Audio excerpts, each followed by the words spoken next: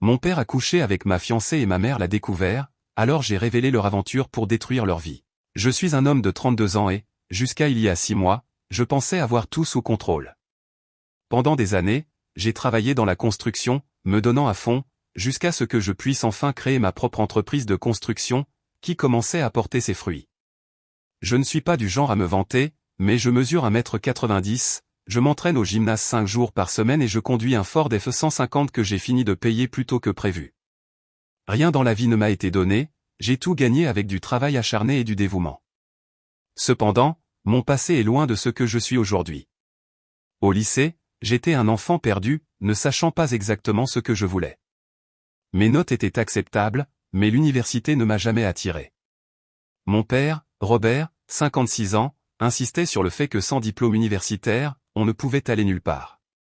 Ironiquement, il n'a pas fréquenté l'université lui-même, il s'est enrôlé dans l'armée après avoir terminé ses études secondaires, a servi 20 ans, puis, grâce à ses relations militaires, a décroché un poste confortable de vice-président dans une compagnie d'assurance. Son typique fait ce que je dis, pas ce que je fais était présent chaque fois qu'il critiquait ma décision de choisir une école technique plutôt qu'un diplôme de 4 ans, comme si je choisissais une voie sans avenir, malgré le fait que j'acquérais de précieuses compétences.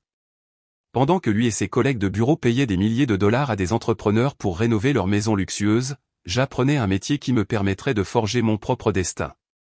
Ma mère, Sarah, 53 ans, a toujours été le pilier de la famille. Avec 25 ans d'expérience en tant qu'infirmière, travaillant de nuit et s'occupant de patients ingrats, elle trouvait toujours la force de faire la médiation lorsque mon père et moi nous disputions, avec une patience admirable. Elle me disait que malgré ses exigences, il voulait ce qu'il y avait de mieux pour moi. À 28 ans, j'avais déjà ma propre équipe et je gagnais plus que beaucoup de mes amis qui avaient suivi la voie universitaire ne pouvaient en rêver. C'est alors que j'ai rencontré Amber, lors d'un barbecue organisé par mon ami Marc. Amber, 28 ans, était le centre d'attention, avec ses longs cheveux blonds, une silhouette athlétique sculptée dans les cours de fitness en boutique qu'elle fréquentait et un sourire qui pouvait vous faire sentir unique. Elle ne passait pas inaperçue. Elle travaillait comme directrice du marketing dans une start-up technologique et avait l'habitude de lancer des phrases comme briser le patriarcat ou briser les plafonds de verre. Bien qu'au début j'ai été attiré par sa passion pour les droits des femmes, j'ai vite découvert que malgré ses origines bourgeoises, avec une maîtrise en communication et entourée de professionnels, elle s'intéressait sincèrement à moi. « J'aime la façon dont tu te débrouilles avec tes mains », me disait-elle, critiquant ces techniciens mous qui ne pouvaient même pas changer un pneu, ce qui, je l'avoue, nourrissait mon ego. Après 8 mois de vie commune, la relation est devenue sérieuse. À l'occasion de notre 2e anniversaire, j'ai décidé de la surprendre lors d'une randonnée sur un point de vue panoramique au coucher du soleil. Je me suis mis à genoux et j'ai fait ma demande. Je lui ai offert la bague de ma grand-mère, un bijou art déco vintage que ma mère avait gardé pour le bon moment. Amber était si émue qu'elle a pleuré, déclarant que c'était parfait. Lorsque nous avons annoncé nos fiançailles à mes parents, ma mère était ravie. Étonnamment, mon père a été impressionné, me disant en privé, « Tu iras loin, mon fils. » C'était sans aucun doute le premier compliment sincère que je recevais de lui depuis des années. Bien qu'à ce moment-là, je sentais déjà que quelque chose n'allait pas. L'année suivante, nous nous sommes entièrement consacrés à la planification du mariage. Amber s'est investie dans les moindres détails, elle a choisi une charmante grange rustique, des invitations personnalisées et un service de traiteur de la ferme à la table. Chaque fois que je voyais le budget monter en flèche, elle insistait, « C'est notre jour, Jack, tu ne veux pas que ce soit parfait ?» Pendant qu'elle rêvait grand, je pensais à l'avenir. J'ai mis de l'argent de côté pour un acompte sur une maison dans un bon quartier scolaire, ouvert un compte pour les dépenses futures des enfants et même cherché comment développer mon entreprise, en intégrant des contrats commerciaux qui donneraient plus de stabilité à nos vies. Amber a également parlé de l'avenir, des prénoms pour nos enfants, comment les élever pour qu'ils soient forts et indépendants, et elle a même parlé de l'éducation non sexiste ou de son refus de laisser une fille jouer avec des poupées Barbie. J'ai attribué ces commentaires à sa façon progressiste de voir le monde. La vie semblait aller à merveille, l'entreprise prospérait, j'avais plus de travail que je ne pouvais en gérer et la maison dans laquelle nous allions vivre après le mariage était presque prête. La date du mariage étant fixée au 15 juillet, à seulement 6 semaines, tout se mettait en place. Mais un mardi de juin, la réalité m'a frappé de manière inattendue. J'étais sur un chantier de rénovation de salle de bain haut de gamme dans un quartier exclusif où le client avait besoin d'une attention constante. Pendant que je vérifiais l'avancement des travaux et répondais à des questions sur des carreaux importés, mon téléphone n'arrêtait pas de sonner. Cependant, je me suis concentré sur la tâche à accomplir, sachant que Madame Peterson, la cliente, était déjà contrariée par un retard de livraison et exigeait de la précision dans les moindres détails de l'installation. Lorsque je suis sorti un instant pour prendre un appel, j'ai remarqué que j'avais 6 appels manqués, tous de ma mère. Elle appelle rarement pendant la journée à moins que quelque chose de grave ne se produise, car elle sait que je suis occupé. Sans hésiter, j'ai répondu. Mon cœur battait la chamade quand j'ai entendu sa voix étranglée par les larmes. « Jake, tu dois rentrer à la maison tout de suite. Il s'agit de ton père et d'Amber. » Une sensation de froid m'a envahi l'estomac. J'ai demandé d'une voix tremblante, « Maman, que se passe-t-il?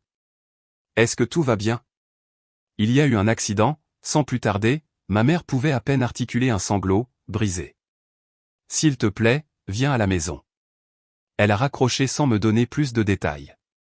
Le trajet jusqu'à la maison de mes parents, normalement 25 minutes, a été raccourci à 15 minutes alors que je brûlais des feux jaunes et ignorais sûrement tous les panneaux de signalisation. Mon esprit était rempli de scénarios catastrophiques. Mon père et Amber avaient-ils eu une sorte d'altercation? Quelqu'un a-t-il été blessé? Comment est-il possible qu'ils soient ensemble? Je me suis souvenu qu'Amber était censée assister à une retraite de planification de mariage avec ses demoiselles d'honneur, un événement de yoga espion à la campagne, organisé il y a des mois comme une alternative moderne à l'enterrement de vie de jeune fille traditionnelle. Quand je suis arrivé chez mes parents, j'ai vu la Prius blanche d'Amber garée derrière la Silverado de mon père, ce qui a ajouté à ma confusion. Était-elle revenue tôt? Pourquoi était-elle chez mes parents au lieu de notre appartement? La porte d'entrée était ouverte. En entrant, j'ai trouvé ma mère assise à la table de la cuisine, toujours vêtue de sa blouse de travail, les yeux rouges et le maquillage taché de larmes. Quand elle m'a vu, elle s'est effondrée à nouveau, se couvrant le visage avec ses mains. Sans réfléchir, je me suis agenouillé à côté d'elle, inquiet. « Maman, s'il te plaît, tu me fais peur. » Que s'est-il passé? D'une voix brisée, elle a expliqué qu'elle avait quitté son quart de travail plus tôt à cause d'une migraine et qu'elle avait prévu de se reposer avant son quart de nuit, mais qu'elle avait entendu des bruits venant de l'étage.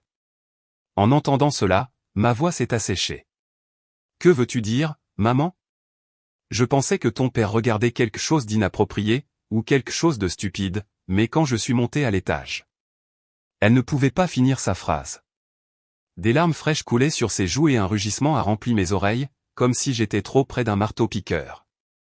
D'une voix lointaine, j'ai demandé, « Où sont-ils maintenant? » Mon ton semblait étrange, comme s'il appartenait à quelqu'un d'autre.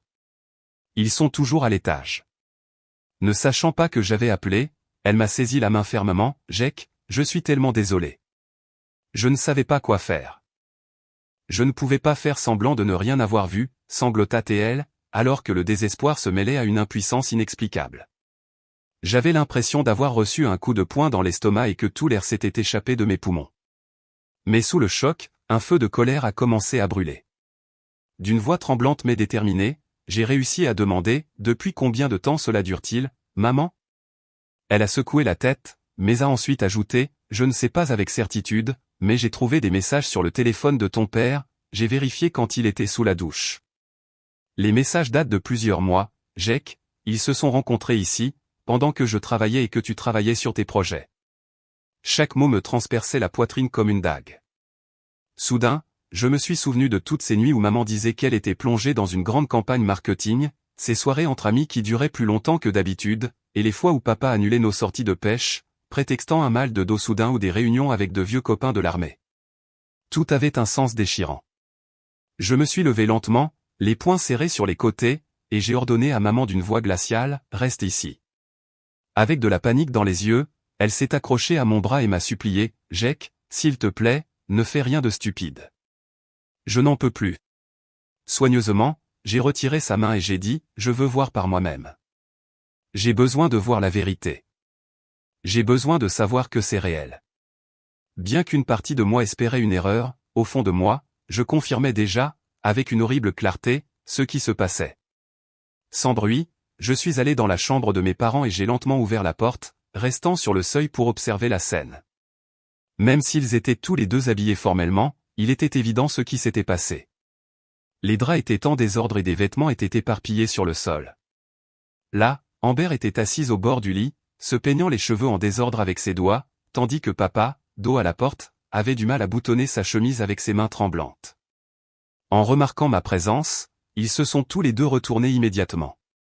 Sur le visage d'Amber, l'expression est passée de l'agacement à une horreur indescriptible, tandis que papa s'est figé, bouche bée comme un poisson hors de l'eau. Le moment est devenu éternel, une clarté parfaite dans laquelle je pouvais voir exactement qui étaient ces personnes. Soudain, quelque chose en moi s'est brisé et j'ai laissé échapper un rire. Ce n'était pas un rire joyeux, mais le son que vous feriez si quelqu'un vous donnait un coup de poing dans l'estomac. Ne vous arrêtez pas à cause de moi, ai-je commenté avec une sérénité inquiétante. Il semble que vous ayez quelque chose de spécial entre vous. Mon fils, papa, d'une voix brisée, a finalement parlé. Explique-moi. Ne m'appelle pas comme ça, l'ai-je interrompu brusquement. Tu n'as plus le droit de le faire. Amber, essayant d'atténuer la situation, a rapidement adopté un ton conciliant, tandis que les larmes continuaient de couler. Elle a fait un pas vers moi, les mains tendues dans un geste suppliant. « Jake, chérie, ce n'est pas ce que ça a l'air, je te le jure. » Vraiment. Je me suis appuyé contre le cadre de la porte, croisant les bras avec un air froid et distant, et j'ai dit, parce que ça ressemble exactement à ma fiancée qui couche avec mon père dans la chambre de mes parents. J'ai pointé du doigt les boucles d'oreilles en diamant que je t'ai achetées pour Noël. En les voyant, Amber a instinctivement porté sa main à son oreiller. À ce moment-là, son expression est passée de la fausse contrition à la panique pure. Depuis combien de temps cela dure-t-il, ai-je demandé d'une voix ferme. Ils se sont brièvement regardés, et ce seul regard a encore plus alimenté ma rage. J'ai frappé le cadre de la porte si fort qu'une photo s'est détachée et s'est brisée sur le sol. Amber a frissonné et a murmuré, 3 mois, mais, Jake, ça ne veut rien dire. C'était juste quelque chose de physique, a-t-elle essayé de se justifier, attribuant ses actes au stress du mariage. Assez avec les excuses, les jeux interrompus sèchement. Habille-toi et va où tu dois aller. Amber s'est mise à sangloter encore plus, ses épaules tremblant visiblement. Et où suis-je censé aller? J'ai tout dans notre appartement, a-t-elle répondu à travers ses larmes. Tu aurais dû y penser avant de décider de coucher avec mon père, ai-je répondu impassiblement. Avant de partir, j'ai ajouté quelque chose d'important, oh, et la bague reste. C'est un héritage familial, de ma grand-mère, et tu n'as clairement jamais fait partie de cette famille. À ce moment précis, les sanglots d'Amber se sont transformés en une indignation sèche et froide. Tu ne peux pas faire ça, s'est-elle exclamée d'une voix sèche et autoritaire. J'ai tellement investi dans cette relation. J'ai supporté tes amis immatures, ton obsession pour ces jeux sportifs ridicules, et même tes boissons protéinées à 5 heures du matin. Est-ce que je ne mérite pas mieux? J'étais abasourdi, regardant la même femme qui venait d'être surprise en train de me tromper avec mon père énumérer mes supposés défauts en tant que partenaire, presque avec une arrogance délirante. Tu mérites exactement ce que tu obtiens, ai-je répondu d'un ton bas et décisif. À ce moment-là, papa a essayé de s'approcher de moi, adoptant la posture qu'il utilisait toujours pour m'intimider pendant mon enfance. Jacob, nous devons parler de ça comme des hommes, a-t-il dit d'une voix tremblante. C'est à ce moment-là que quelque chose en moi s'est complètement brisé. En 2 pas rapides, j'ai traversé la pièce, je l'ai attrapé par le cou et je l'ai poussé contre le mur, posant fermement mon avant-bras sur sa trachée. Je pouvais distinguer chaque ligne sur son visage et voir la terreur se refléter dans ses yeux alors qu'il réalisait que je n'étais plus l'adolescent faible dont il se souvenait. Les vrais hommes ne s'en prennent pas aux fils et aux fiancés de leurs fils, ai-je grogné. Toute ta vie à prêcher sur l'honneur et la responsabilité familiale, maintenant tu te montres comme un hypocrite et un lâche.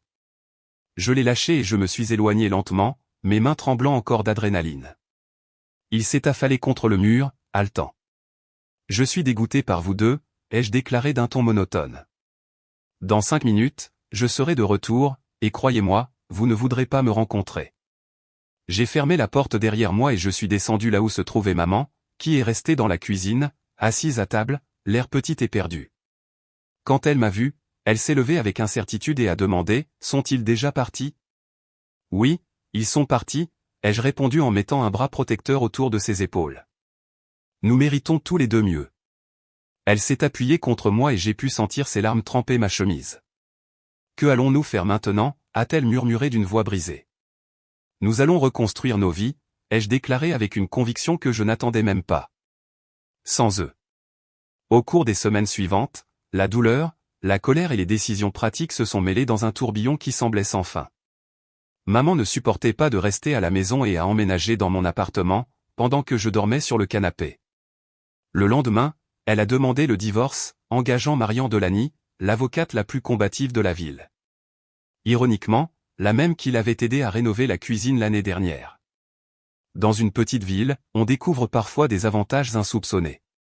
Pendant ce temps, papa a insisté pour nous appeler, laissant des messages vocaux allant de la colère à l'apitoiement sur soi-même en passant par des excuses vides.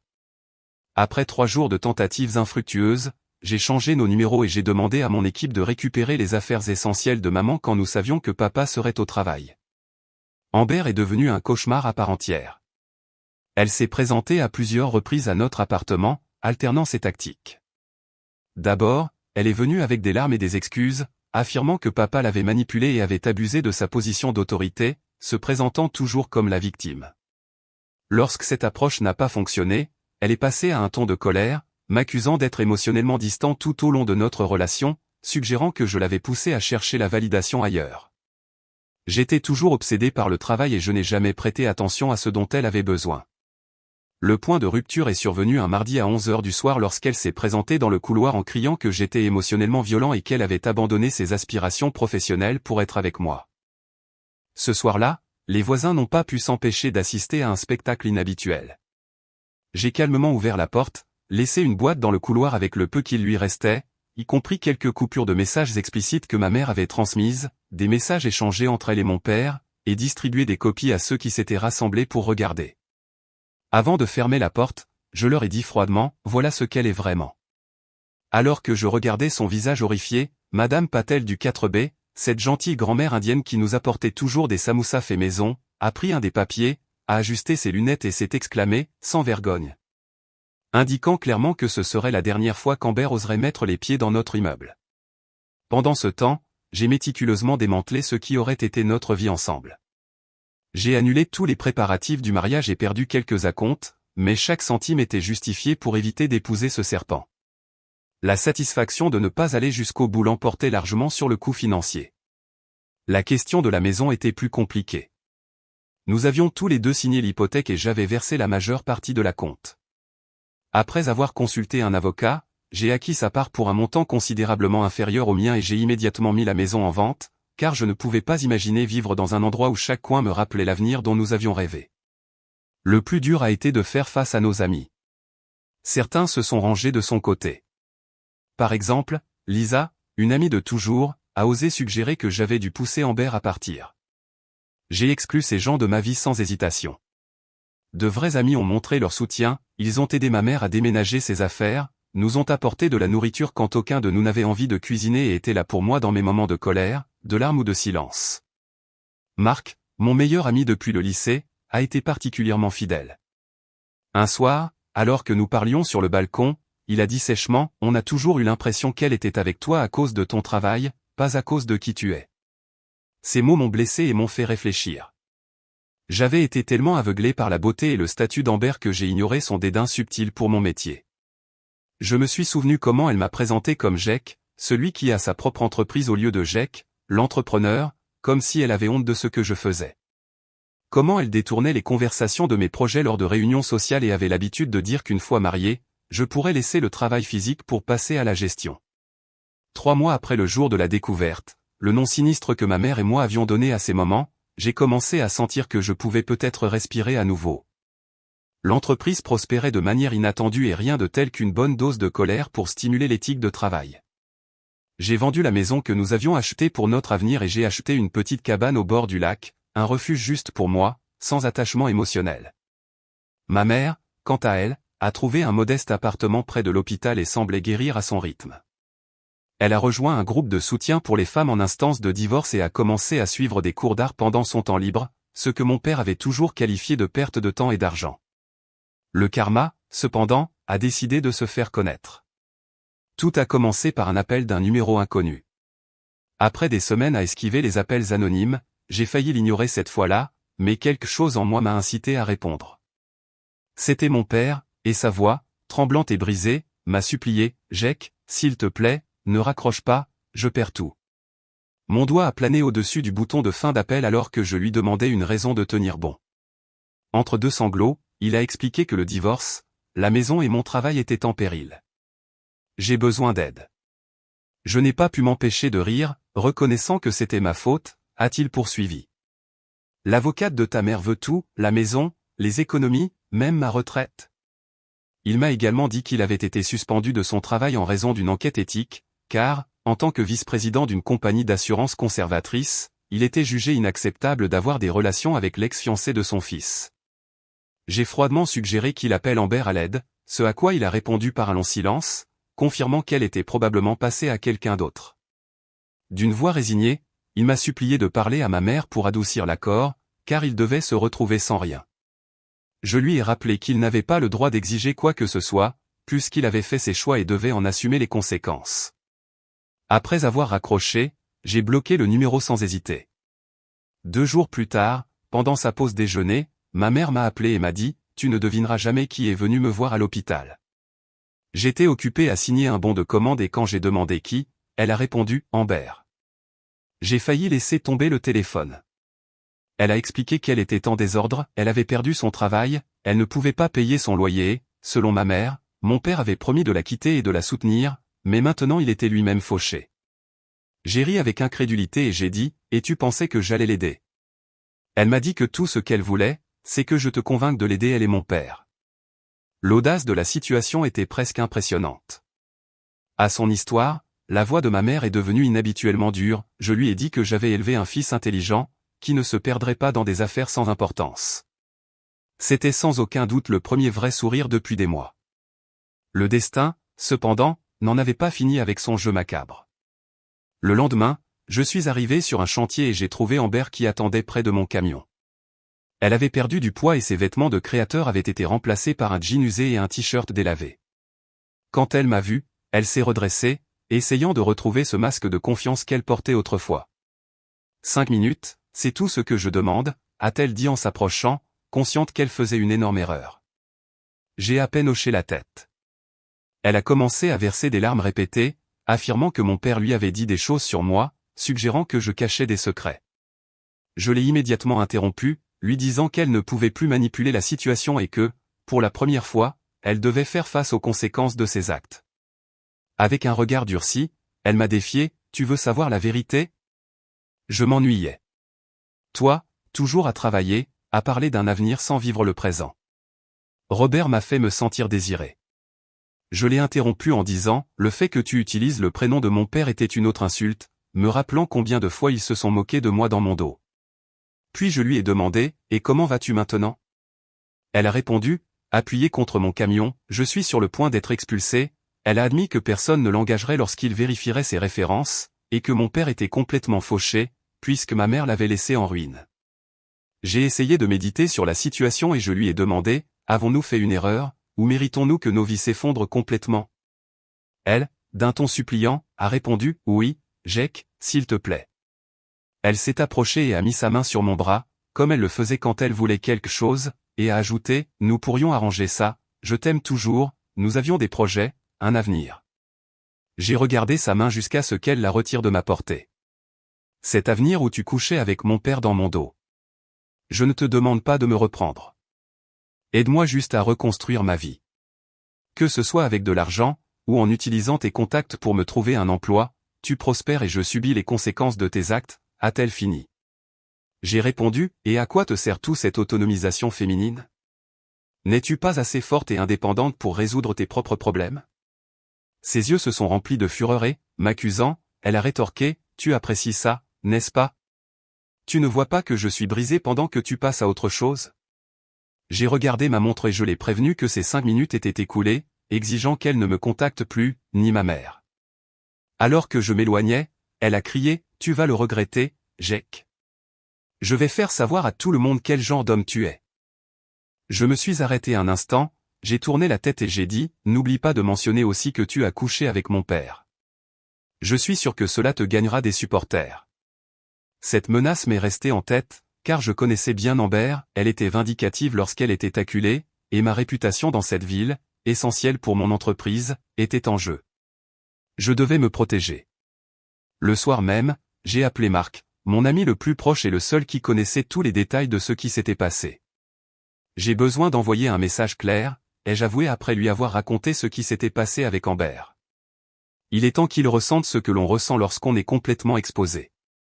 Après un bref silence, il m'a demandé ce que j'avais en tête. J'ai expliqué le plan qui se préparait dans les jours suivants.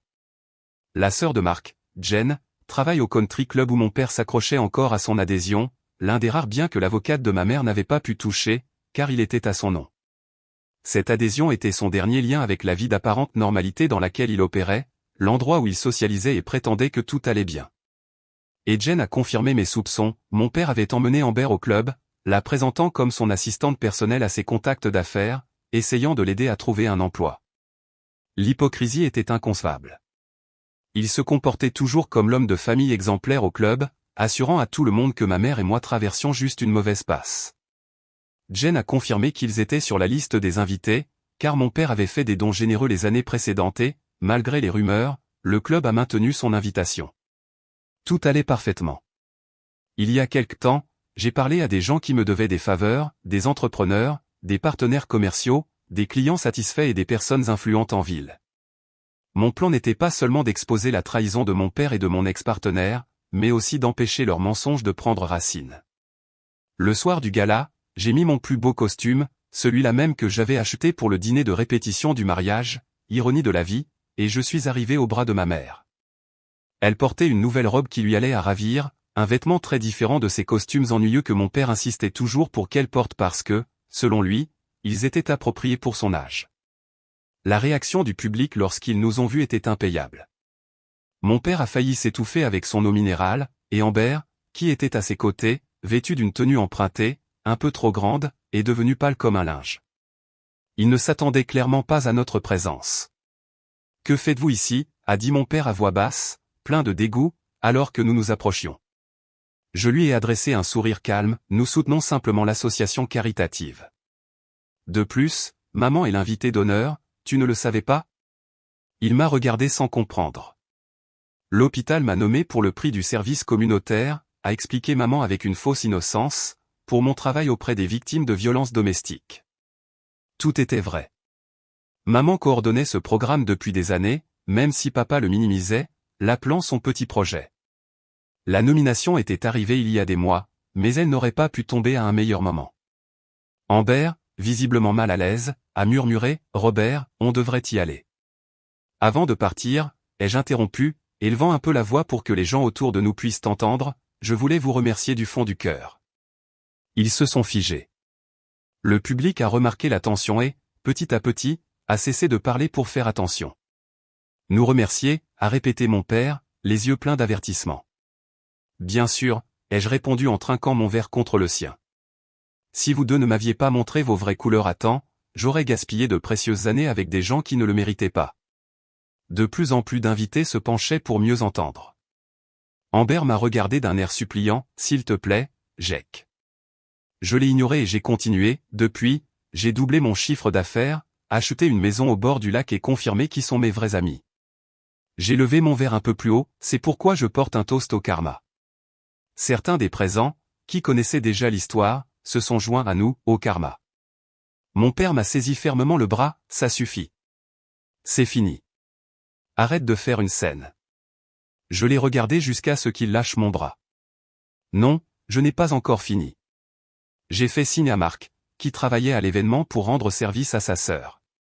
Immédiatement, les lumières se sont tamisées et un écran est descendu du plafond. Je vous ai préparé une petite vidéo. Ne t'inquiète pas, Amber, c'est classé PG-13. Ce qui a commencé à être projeté, ce sont des captures d'écran de leurs conversations textuelles, les parties les plus explicites floutées, des enregistrements d'hôtels avec des dates qui coïncidaient avec les soirées entre filles d'Amber et les réunions d'affaires de mon père, ainsi que des images de caméras de sécurité les montrant entrant ensemble dans différents hôtels.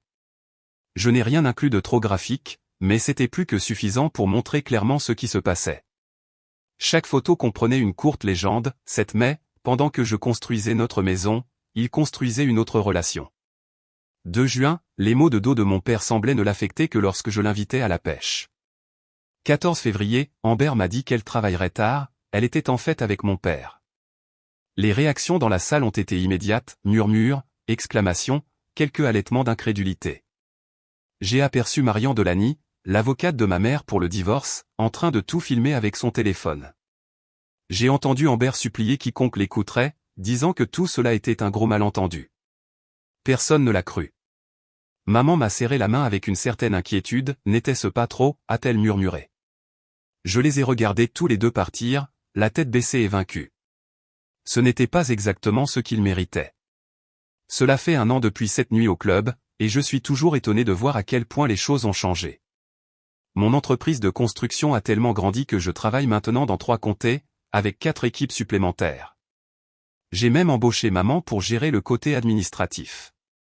J'aurais aimé faire ça il y a des années, a-t-elle dit fièrement, lorsqu'elle a mis en place un nouveau système organisationnel qui a augmenté l'efficacité de 30%. C'est incroyable ce que l'on peut accomplir quand on laisse les gens toxiques derrière soi. La vérité est qu'elle et moi avons passé trop d'années à croire au récit de mon père, que je n'étais rien de plus qu'un fils sous-estimé, et qu'elle n'était qu'une infirmière avec de petits projets innocents. Mon père a tout perdu, son travail, sa réputation, ses amis. J'ai entendu dire qu'il avait loué un studio dans une autre ville et qu'il avait trouvé un emploi dans une quincaillerie. Parfois, un de mes clients arrive avec l'histoire de « Tu ne devineras jamais qui j'ai vu mélanger de la peinture chez Johnson & Hardware ». Je préfère ne pas entendre les détails. Je ne prends pas plaisir à son malheur, c'est simplement la conséquence de ses actes. Amber, pour sa part, a essayé de reconstruire sa vie sur les réseaux sociaux, se qualifiant de coach de développement personnel lorsqu'elle n'avait plus d'opportunités d'emploi dans la région. Se dire plus forte après les défis de la vie est assez ironique, si elle a créé son propre désastre en couchant avec mon père pendant qu'elle était avec moi. D'après ce qu'on m'a dit, cette phase d'influenceuse n'a pas fonctionné et elle a fini par retourner vivre chez ses parents dans l'Ohio. Pourtant, ils essaient tous les deux de me contacter de temps en temps. Papa envoie de longs emails disant qu'il a changé et trouvé Dieu. Amber alterne entre compliments et menaces, selon son humeur, et m'a récemment écrit qu'elle était prête à me pardonner de les avoir exposés au gala. Je n'ai pas pu m'empêcher d'en rire. Je ne réponds à aucun d'entre eux, ça n'en vaut pas la peine. Maman, quant à elle, renaît d'une manière merveilleuse. Elle a quitté les soins infirmiers après 25 ans et gère l'administration de mon entreprise à temps plein. Elle sort avec un homme bien qui est devenu veuf il y a quelques années et possède une jardinerie locale. Il la traite avec respect, soutient ses projets, et la voir si enthousiaste est quelque chose que je n'avais jamais vu auparavant. Elle s'est également inscrite à des cours de poterie et, à ma grande surprise, a lancé une petite entreprise vendant ses propres céramiques en ligne. Je n'ai pas besoin d'une grande histoire d'amour, a-t-elle avoué un jour lorsque je lui ai demandé si les choses étaient sérieuses avec l'homme jardin. J'ai besoin de respect et de gentillesse, c'est ce que Karl me donne. Quant à moi, je ne suis pas pressé de me lancer dans une autre relation sérieuse. Je suis sorti quelques fois, rien de sérieux. Il y a une paysagiste avec qui je collabore souvent sur certains projets, ces derniers temps, elle semble toujours trouver une excuse pour passer à mon bureau. Elle est intelligente, terre à accent grave terre et sincèrement intéressée par ce que je fais. Nous verrons où cela nous mènera. Il y a quelques mois, mon père s'est présenté à l'improviste à ma cabane. Il semble que quelqu'un lui ait dit où j'habitais, et il s'est présenté un dimanche matin. J'étais sur la terrasse, en train de prendre un café et de lire, quand j'ai entendu une voiture s'approcher. Je n'imaginais pas que c'était lui. Il avait mauvaise mine, maigre, voûté, ses vêtements trop grands pour lui. Pendant un instant, j'ai eu pitié de lui, mais ensuite je me suis souvenu de tout ce qu'il avait fait. « Tu as 5 minutes, ai-je dit, sans l'inviter à s'asseoir.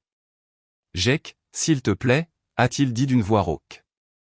J'ai tout perdu, mon travail, mon prestige, mes économies, je vis dans un petit studio et je travaille comme vendeur. À mon âge, je n'ai même pas les moyens de payer une assurance maladie. J'ai croisé les bras, attendant qu'il en vienne au fait. J'ai besoin de ton aide, a-t-il admis, incapable de croiser mon regard. Un prêt, même juste pour me remettre sur pied. Je pourrais même travailler pour toi. Je sais que je ne mérite pas ton pardon, mais...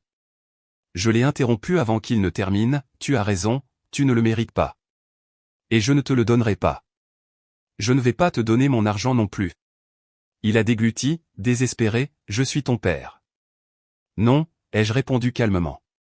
Tu as renoncé à ce droit lorsque tu t'es mis en travers de la femme qui allait devenir ma femme.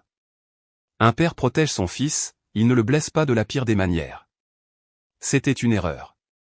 La pire de ma vie. Je vais en thérapie pour comprendre pourquoi je l'ai fait. J'étais envieux de toi, Jake, de ton succès, de ta confiance, du fait que tu aies trouvé quelqu'un d'incroyable qui t'aimait. Je l'ai regardé avec incrédulité, et ta solution était de coucher avec elle? Ruiner ma relation parce que tu voulais ce que j'avais? C'est encore pire. Je sais, a-t-il marmonné, vaincu. Je n'ai pas d'excuse. Je te demande juste de l'aide, une fois. Je n'ai plus personne d'autre.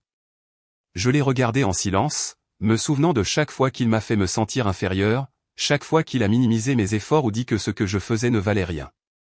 Tu sais ce qui était le pire, ai-je finalement dit. Non pas que tu aies couché avec Amber, mais de réaliser que tu m'avais sapé toute ma vie. Quand j'ai enfin fait quelque chose que tu approuvais, trouvé une fiancée convenable, tu as dit, tu ne m'as même pas laissé garder ça. Son expression était celle d'une vraie douleur. Je ne vais pas te donner d'argent, ai-je répété, mais je vais faire ceci, il existe un programme en ville pour les anciens combattants qui ont besoin d'une formation professionnelle et d'une aide au logement. Je connais le directeur, je peux l'appeler et lui dire que tu vas te présenter. Le reste dépend de toi. Son visage montrait du soulagement, merci, Jake, vraiment. Je ne le mérite pas. Non, tu ne le mérites pas, ai-je acquiescé. Je ne fais pas ça pour toi, mais pour moi, parce que je ne veux plus porter ce ressentiment. Mais je te préviens, après ça, ne me demande plus rien d'autre. C'est ici que nous nous quittons. Il a accepté en silence. Alors qu'il partait, il s'est arrêté une seconde, ta mère va bien. Plus heureuse qu'elle ne l'a jamais été avec toi, ai-je répondu franchement. Il a tressailli, mais a semblé comprendre, elle le mérite. Nous étions d'accord là-dessus, au moins. Une semaine plus tard, j'ai reçu un message d'un numéro que je ne connaissais pas. C'était Amber, bien sûr, j'ai entendu dire que tu as aidé Robert et que tu ne me donneras pas ma chance. Je l'ai bloqué sans répondre. Certaines personnes n'apprennent tout simplement pas.